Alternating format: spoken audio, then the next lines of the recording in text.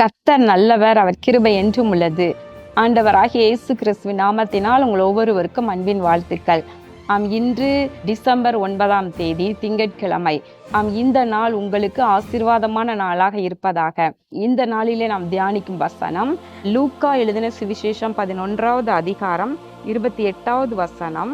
அதற்கு அவர், அப்படியானாலும் தேவனுடைய வார்த்தையை கேட்டு அதை காத்து கொள்ளுகிறவர்களே அதிக பாக்கியவான்கள் என்றார். இங்கு இயேசு மகாராஜா சொல்லுகின்றார், தேவனுடைய வார்த்தையை கேட்டு அதை காத்து கொள்ளுகிறவர்களே அதிக பாக்கியவான்கள். ஆண்டவருடைய செய்தியை, அதாவது பிரசங்கத்தை, அவர் பேசுகிற வார்த்தைகளை, திருவாய் மொழியினை கேட்கும் பொழுது எல்லாருடைய ஆவியிலும் ஒரு எழுப்புதல் வந்தது. அதை கேட்டு இவ்வளவு ஞானமாய், இவ்வளவு தேவனுடைய வல்லமையோடு பேசுகின்ற அவரை குறித்து அங்கு ஒரு சகோதரி சொல்லுகின்ற, ஒரு ஸ்திரீ, உம்மை சுமந்த கர்ப்பமும் நீர் பாலுண்ட முலைகளும் பாக்கியம் உள்ளவைகள் என்று சத்தமிட்டு சொன்னாள். அதற்கு அவர், அப்படியானாலும், ஆமா பாக்கியம் உள்ளதுதான், ஆனாலும் தேவனுடைய வார்த்தையை கேட்டு அதை என்ன செய்யணுமா, காத்து கொள்ள வேண்டும். காத்து கொள்ளுகிறவர்களே அதிக பாக்கியவான்கள். பிரியமானவர்களை, இன்றைக்கும் கூட தேவனுடைய வசனத்தை எல்லாரும் அவளோடு கேட்கிறாங்க இல்லையா? எல்லாருக்கும் செய்தியா, ஒரு வார்த்தை நம்மை நோக்கி வந்துராதா? கர்த்தருடைய வசனம் நமக்கு நேரா வந்துராதா? தீர்க்க தரிசனமாக வந்துராதா என்று சொல்லி ஆண்டவருடைய வார்த்தைக்காக வாஞ்சிக்கிறவர்கள் ஏராளம் உண்டு. அந்த வசனத்தை கேட்கிறவர்களாய் மாத்திரமல்ல, அதை நாம் காத்து கொள்ளுகிறவர்களாக, இருதயத்துல அது காத்து கொள்ளுகிறவர்களாக இருக்க வேண்டும். எப்படி விதைக்கிறவன் ஒருவன் விதையை விதைக்கும் பொழுது முள்ளுள்ள இடங்களில் விழுந்தது, கற்பாறையான நிலத்துல விழுந்தது என்றெல்லாம் ஆண்டவர் சொல்லி உவமையாக சொல்லும் பொழுது அவர் சொன்னார், நல்ல நிலத்தில் விதைக்கப்பட்ட விதை எப்படி இருந்ததாம், அது 30, 60, 100 அது பலன் கொடுத்தது என்று சொல்லுகின்றார்.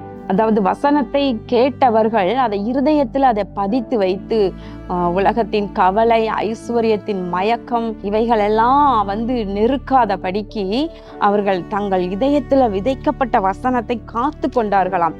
காத்து கொண்டு அவர்கள் என்ன செய்தாங்க, அது பெருகி பலன் கொடுக்கும்படியாக 30, 60, 100 பலன் கொடுக்கும்படி செய்தார்கள் என்று பார்க்கின்றோம். அப்போ இப்படிதான் கர்த்தருடைய வசனத்தை கேட்கிற ஒவ்வொருவருமே அதை காத்து கொள்ளுபவர்களாக, அது நமக்குள்ளே அது பெருகி அது பலன் கொடுக்கத்தக்கதாக நாம் கிரியையிலே அதை வெளிப்பட பண்ணுகிறவர்களாக இருக்க வேண்டும். யாக்கோபு எழுதுகின்றார், திருவசனத்தை கேட்கிறவர்களாக மாத்திரமல்ல, அதன்படி செய்கிறவர்களாக இருங்கள் என்று சொல்லி. இன்றைக்கு ஆலயத்துக்கு சென்று வரும் பொழுது பாஸ்டர் என்ன பேசினாரு, என்ன செய்தி நமக்கு நேரா வந்தது அப்படின்னு எல்லாருக்குள்ளேயும் அது மனதுல நிக்கும்னு நினைக்கிறீங்களா? நிறைய பேருக்கு அந்த வசனம் மனசுல நிக்கவே செய்யாது. அவங்க ஆலயத்துல இருந்து வெளியே வந்த உடனே அப்படி மறந்து போயிடுறாங்க நிறைய பேர். ஆனா ஒரு சிலர் பாத்தீங்கன்னா வசனத்தை கேட்கும் பொழுது எப்படி இருக்கிறாங்கன்னா, ஒரு நோட்டும் பேனாவுமா உட்கார்ந்து கொள்றாங்க. விசேஷமாக சென்னை ஆசீர்வாத திருச்சபையில நான் பார்க்கும் பொழுது அநேகர் கையில நோட்டும் பேனாவுமாக உட்கார்ந்து கொள்வார்கள். வசனத்தை பேசும் பொழுது அழகாக அதை குறிப்பெடுத்து தங்களுக்கு புரியக்கூடிய வகையில் அதை அழகா எழுதி வைத்துக் கொள்வார்கள். விசேஷமா என்னுடைய தாயாரை குறித்து சொல்ல வேண்டுமானால், அவர்கள் வசனத்தை அப்படியே பிடித்து கொள்வார்கள். வேதத்தை, பைபிளை மாத்திரம் இதுவரைக்கும் ஒரு குறிப்பிட்ட காலங்களுக்குள்ளாக, சுமார் 10 வருடங்களுக்குள்ளாக என்று எண்ணுகிறேன், அல்லது 7, 8 வருடங்களுக்குள்ளாக என்று எண்ணுகிறேன், 25 தடவை வேதாகமத்தை அவங்க எழுதிட்டாங்க, கையினால எழுதிட்டாங்க. எனக்கு ரொம்ப ஆச்சரியமா இருக்கும். அப்படி வசனத்தின் மேல தாகமா வசனத்தை தங்களுடைய இருதயத்துல பதித்து அநேக பகுதிகளை மனப்பாடம் பண்ணி அப்படியே எழுதுவாங்க. ஒவ்வொரு முறையும் 150 சங்கீதங்களே மனப்பாடம் பண்ணி எழுதுவாங்க. அப்படியே எழுதிக்கிட்டே இருப்பாங்க தினமும். ஒரு நேரத்தை வீணாக்க மாட்டாங்க. இன்றைக்கும் கூட தேவ பிள்ளைகள் வசனத்தை கேட்கிறதற்கு ஆவலா இருக்கக்கூடாது. இன்னைக்கு வசனம் விதைக்கப்படுகிறது ஏராளமா இருக்குது இல்லையா? நீங்க டிவியில வசனத்தை கேட்கிறீங்க, யூடியூப்ல போனா வசனத்தை பேசுகிறவர்கள், பிரசித்தம் பண்ணுகிறவர்களுடைய எண்ணிக்கை மிகுதி என்று எழுதியிருக்கிறது போல வசனத்தை பேசுறவங்களுடைய எண்ணிக்கை மிகுதியாய் பெருகிற்று.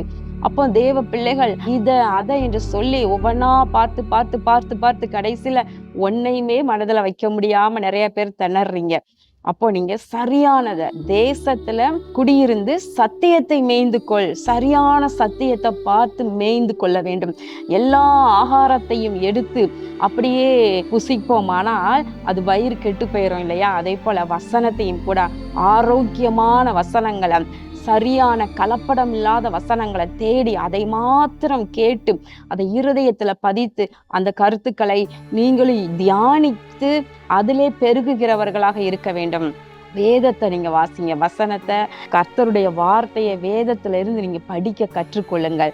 அதை காத்து கொள்ளுங்கள். சங்கீதக்காரன் சொல்லுகின்றார், உடைய வேதத்தை மனுஷர்கள் காத்து நடவாத படியினால என்னுடைய கண்கள்ல இருந்து கண்ணீர் தாரை தாரையா வருது அப்படின்னு சொல்றாரு. எவ்வளோ உபத்திரவப்பட்டாலும், எவ்வளோ நெருக்கம் இருந்தாலும் உம்முடைய கற்பனைகளை மாத்திரம் நான் கை கொள்வதில் தவறவே மாட்டேன்னு அங்கு சங்கீதக்காரன் சொல்லுகின்றார்.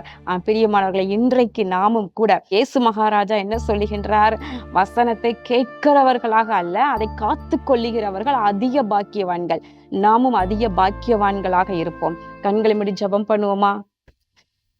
எங்கள் அன்பின் பரலோக பிதாவே, இதோ இந்த நாளிலே நாங்கள் தியானித்த வசனத்தின்படி கர்த்தாவே, நாங்கள் ஏராளமான ஆண்டவரே வசனத்தை, தேவ செய்திகளை கேட்டு அதை மறந்து விடுபவர்களாக அல்ல ஆண்டவரே, வசனத்தை கேட்டு இருதயத்தில் பதித்து அதை காத்து கொள்ளுகிறவர்களாக, அதன்படி நடக்கிறவர்களாக ஒவ்வொரு தேவ பிள்ளையும் நீர் மாற்றுவீராக.